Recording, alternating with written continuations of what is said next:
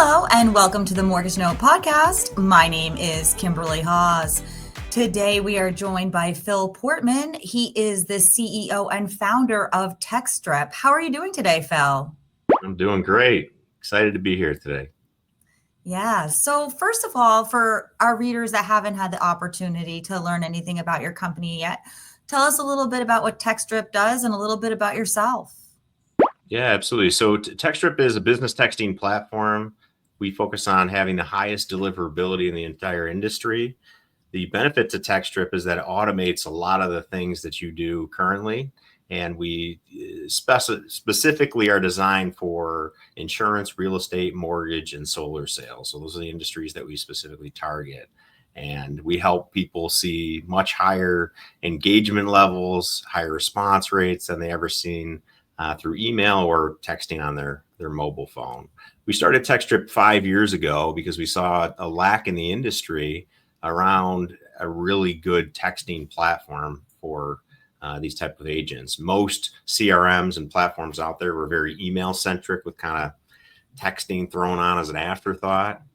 And we said, well, texting is the best response rate, the fastest response rate, and it's the most preferred method of communication. Why would we throw it on there as an afterthought? What would happen if we built this platform with texting as the central component? And that's ultimately what we've done. And we've seen phenomenal growth because customers have responded really well to it as well. Tell us a little bit about how Textdrip works. Yeah, absolutely. So TextDrip, you think about TextDrip and the actual name of it comes from what's called a drip campaign. So somebody goes onto your website or fills out a lead form and they request information. Historically, they'd be put on an email drip campaign where it automatically sends them periodic emails following up with them. And that's because 80% of sales require 5 or more follow-ups, but 44% of agents give up after one single interaction. So we know the importance of continuously following up. So an email drip campaign is to continue following up with the customers to make sure they see your brand, see your message, see your offer. So then when the time is right for them, they can follow up with it. Well, texting takes it one step further. Because texting has such a high deliverability rate, such a high response rate, we put them on a TextDrip campaign where they go on, they request information, and now they're receiving a text message periodically requesting information from you. And then once it's ready, they respond to you, pops up in your inbox, and you can respond to them from our beautiful mobile app or from the web interface or one of the desktop apps that we have as well. Right.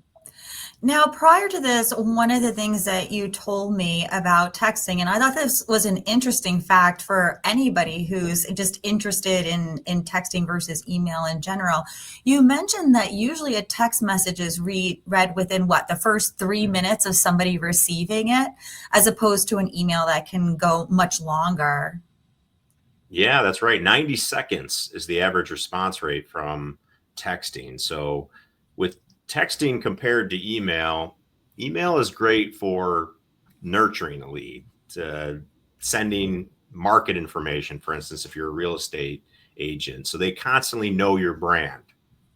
That way, when you have something that you need their instant attention for and you send them that text message, they're like, well, of course I'm going to deal with Bill. I've been seeing the guy's newsletter forever, right? But texting, because it's in your face, it has a very fast open rate, response rate. It needs to be used with that understanding in mind. People don't want to receive nonstop text messages just telling you how the industry is and things like that. They want immediate, relevant information to them when they're receiving a text message because it is so, you can't ignore it. So intrusive when you compare it to other things. Right. And so maybe you can provide us of an example of when a text message would be better than an email. For example, the Federal Reserve is meeting this week. Say I'm a mortgage broker or loan officer. We're expecting rates to fluctuate one way or the other. based upon what comes out of that meeting. Would that be a good time to go ahead and do a text campaign as opposed to like a nurturing email campaign? Absolutely. So my mortgage agent will send me periodic text messages all the time, and him and I have a great relationship. But he's not overburdening me with text messages. He sends it when it's relevant, and he's sending it specific to me and my needs. Now, in his case, he might be sending it from his mobile phone. But if he were to use TextDrip, he could automate a lot of the features that he's doing currently from his mobile phone. For instance, including my name in there, that's a merge field. He could have the market segmented for somebody like me who had purchased a property during a higher interest rate period. And if the lower interest rates come in, he could get very specific on how much money he's going to actually save on that and have it automatically go out to any leads that are within that segment of saving money. So there's tremendous benefits to automating some of those features, really taking your current productions or methods that you may be doing right now to inform them of changes in the market, or maybe you've determined after a certain period of time that homeowners like to pull a little bit of equity out of there, right? Hey, we noticed you've got X amount of equity in there. Have you thought about putting a new deck on that home? Have you thought about expanding something out?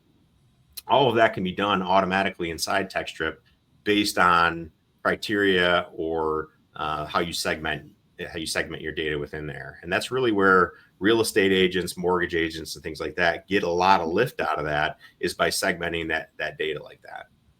Hmm. Now, I imagine for busy, mortgage loan officers and brokers and busy real estate agents, they have hundreds of clients and potential clients that they may want to reach with something like this, and have, maybe 100 people that could be on one list, 100 people that could be on a second list. How does TextDrip help these people really bring that kind of text marketing to scale? Yeah, great question. And years ago, I used to flip houses, and I was a real estate agent myself. And I remember seeing people in the office just kind of overwhelmed, and they got into real estate or even mortgage so that they could control their schedule. They could have work-life balance. They could be there for their kids.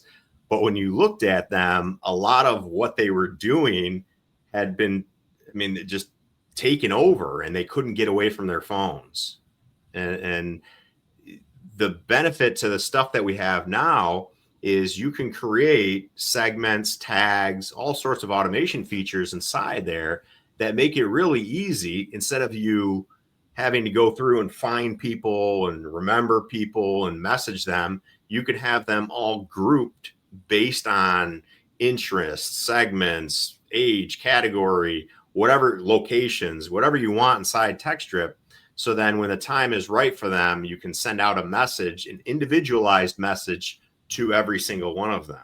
Taking it one step further, you then don't have to sit there and wait for the responses. We can create an automation flow based on the intent of somebody. So for instance, if somebody responds back with, no, I don't think now is the right time for this, but once the holiday is over, I might be looking at something in the new year. That sounds like a no, but it's actually a, hey, we're interested for the future. Well, we have intent automation inside TextDrip that will understand the context of that and know that, yes, they are still interested, and we can continue with them on the flow and quickly send a follow-up at the beginning of the year to then re-engage with that lead at an appropriate time. So that's where people are using a lot of those automation flows instead of constantly fixed to their phone, having to communicate with people, constantly using another calendar app or something to then follow up with. They can house all of that automation inside one tool and have the tool work for them. And what you'll find is you're working far less hours taking notes and corresponding and trying to remember things. And instead, you're spending more time closing deals. And that's what the increase in productivity that we're seeing from people is astronomical when they're doing it from a individual phone basis. Tell us about that increase in productivity and what it means. What have some of your clients said after using TextDrip for a while as far as their productivity is concerned? Yeah, absolutely. So there's statistics that it's somewhere between 300% and 400%. So take yourself and then duplicate yourself 3 or 4 times, and that's what you're able to do with the automation and artificial intelligence that we have built into TextDrip. You're still behind the scenes doing everything, and I want to be clear on that. I've seen examples of what I would call lazy automation, especially with AI nowadays, where they don't have the hands on the control and they want AI to do everything. I don't think that's a great way to do it. And the reason why is there is a reason why your customers chose you, why they buy you, why they go with you. You have a different voice than other mortgage or real estate agents around you. There's something different about you. And we want to make sure to help provide you the automation tools, but in that process, make sure that your voice is not lost in that the thing that separates you from the competitors out there is still in there. Because if we're just going to use OpenAI or one of the large language models to automate the entire process, well, now it's a generic message that every other agent is using, and there's nothing that's going to separate you in the void. And we especially don't want that if it's a customer or client that you've been dealing with for years, which is what often is happening. We still want to have the automation things in there, but we never want to lose the voice. And we want to make sure that it's the equivalent of you sitting there typing out a message to them directly every single time. How do you accomplish that? Because I have heard so many times, especially within the last year, that the people that are successful are the ones that are the most authentic. So how does a person keep their authenticity, but also still use this artificial intelligence that's available to them now? Yeah, and I love this question because it comes up time and time again. I'm a big advocate of technology. I mean, obviously, our platform automates it. We have AI built into it, but not at the expense of your human individuality and your brand. It needs to be a tool, not a replacement for you. So our platform does have the ability to do a lot of automation and very well could just about take over for you if you allowed it to. When you come on board with us, we do a free demo. You can schedule as many demos with our demo specialists as you want, and they'll help you set up your campaign, set up your TextDrip account, do the whole process with you. One of the things that they will help you craft is your messaging. What does it sound like? What are those? What are the constant replies that you're sending to people all the time, right? So when somebody says, asks you a question, you have the kind of the consistent rebuttal to it. Well, rather than typing those things out all the time, let's plug those in. But it's still your voice, right? We're not asking an AI model to generate that. We still want your voice in there. And that's the key difference. Use the automation tools, help it craft your message. Sometimes use it for ideas, but don't have it tell the entire story. You still need to be managing that process throughout. And so a lot of what we're doing inside there is helping you craft that message. And I would say if you really want to set yourself out, sometimes have run-on sentences inside there, right? Don't always use the best punctuation. If your customers are used to seeing that, don't change that. And that's really what I want to see. I've been seeing messages lately from professionals that I've been dealing with for years. And I can tell they're AI. They all got the M dashes in there that nobody really uses except AI and my wife, who's an author. But most other people don't use that many M dashes. And then a lot of the way that it's formatted, it got very formal all of a sudden. I really want to see the human that I've been dealing with for the last 15, 20 years, not this AI script. So when we go through and help you set up those messaging, we're making sure that we're using your language inside the automation tools. Exactly. I think it's so important that professionals continue to maintain their voice. For example, I know a realtor that will ask her clients, what are you doing for Super Bowl Sunday? Every year. So I want to still get that message. You know what I mean? Like, I would hate for that to go away because that's so much a part of her personality and who she is, like really making sure that everybody has good plans for the Super Bowl. And if not, you can be invited to her house, right? I love that. Absolutely. Yeah. Stay connected. Absolutely. Yep. Yeah. Yeah. Well, I'm really looking forward to learning much more about TextDrip and your company. But before we, take off for this particular podcast and start planning for another one, maybe you could tell us just what you're planning to do as 2025 wraps up here. We only have about, a couple more weeks here until the end of the year. Tell us about what you're planning to do to wrap up for 2025 and look forward to 2026, Phil.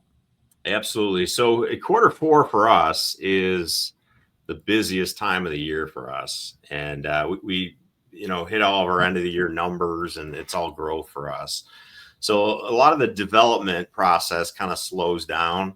Doesn't mean I'm not thinking about, the new ideas, the new things that we want, but we really focus heavily on the marketing and promotion to end the year out. We want to make sure that we're staying front and center of our customers this time of the year as we go into the fourth quarter. So we're going to see a lot of that going in. Along with that, because fourth quarter is so important for our business, like a lot of people's business, I personally and encourage my team to spend time analyzing where they're spending time in this fourth quarter. And a simple thing is to carry a notebook around with you, and every hour, just jot down what you did in that hour. And then at the end of the day, look back at the things that you did throughout the day and really dig into it and say, was that important? Was that something that I could automate? Could I delegate? Or could I just get rid of this thing? And if you look at what you did hour by hour in that context, especially during your busiest times like fourth quarter, you can really start saying, well, if I automated this, if I were able to delegate this, and well, this is just a flat out waste of time, then you really start honing in and finding ways to maximize your time and optimize it. And then you're going to get the absolute best out of your busiest time of the year. And so that's really what we're focusing on right now for fourth quarter. I don't think that's bad advice for anybody in any industry, right? To take a look at what you're doing and how you're spending your time, how you can improve upon that maybe in the future. So thank you very much for that advice, Phil. And thank you so much for joining us here today. Absolutely. Thank you so much for having me. Awesome.